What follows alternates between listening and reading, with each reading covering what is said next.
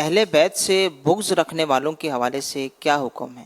اہل بیت سے جو محبت کرتے ہیں ان کے لیے تو یہ بشارت ہے کہ جو شخص اہل بیت سے، میرے اہل خانہ سے، میرے اہل بیت سے محبت کرے گا، یہ فرمان عالی شان کا خلاصہ ہے سرکار کے صلی اللہ علیہ وسلم، میں اس کی قیامت کے دن شفاعت فرماؤں گا۔ تو ظاہر ہے کہ جو بغض و عداوت رکھے گا تو اس کا تو ٹھکانہ کہیں بھی نہیں ہوگا، مرنے سے پہلے ہی ہو سکتا ہے کہ عذابوں میں، مصیبتوں میں گھر جائے، اور مرنے کے بعد قبر میں تو پھر جو ہو سو ہو، قیامت میں جو ہو سو ہو۔ فرمان نانا حسین صلی اللہ علیہ وسلم رضی اللہ تعالیٰ عنہ، جو شخص اہل بیت سے بغض رکھے وہ منافق ہے۔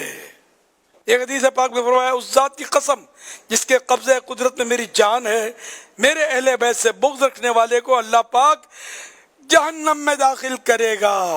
اہل بیت کی محبت یہ ضروری ہے، اور حدیث پاک میں یہ پہلے سے ہی ہمیں کہہ دیا گیا ہے کہ اپنی اولاد کو میری اور میرے اہل بیت کی محبت سکھاؤ۔ تو اس لیے ہمیں بچپن سے ہی اہل بیت کی محبت سکھانی چاہیے۔ ہم لوگ جو ہے نا الحمدللہ جو سنی ہوتے ہیں نا، یہ اہل بیت کی محبت ہمارے یہاں بہت ہوتی ہے۔ میں اپنی بات کرتا ہوں، مجھے امام حسین کا نام لینا نہیں آتا تھا، نہ سمجھتا، اور میں ان چیزوں کو سمجھتا تھا کہ امام حسین بہت بڑی ہستی ہے۔ میری بڑی بہن کا نام خدیجہ، حضرت خدیجہ یہ ام المومنین تھی، اور بی بی فاطمہ کی امی جان تھی۔ پھر دوسری بہن کا نام فاطمہ، تیسری کا نام زہرا۔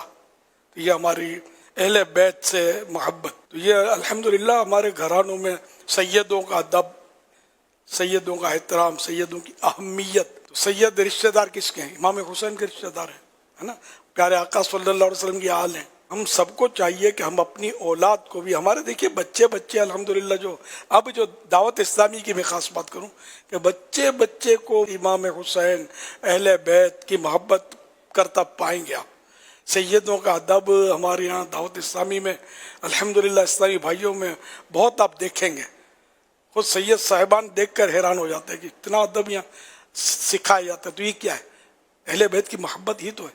تو اس لیے مطلب اہل بیت کی محبت ہی رکھنی ہے ہمیں، اور نعوذ باللہ ان کا جو بغض رکھے اس کی شکل بھی نہیں دیکھنی، صورت بھی نہیں دیکھنی، نہ اس کا بیان سننا ہے، نہ اس کی بات سننی ہے۔ جو صحابہ اہل بیت کا گستاخ ہو، بے ادب ہو، تنقیدیں کرتا ہو، کان ہمارے اس کو سننے سے بہرے ہیں۔ تو ہم الحمدللہ سننی ہے، اور صرف سننی ہے۔ صحابہ اہل بیت میں ہر فرد کو مانتے ہیں، کسی میں کوئی ہم خامی نکالتے ہی نہیں ہے ہی نہیں، تو نکالیں گے کہاں سے؟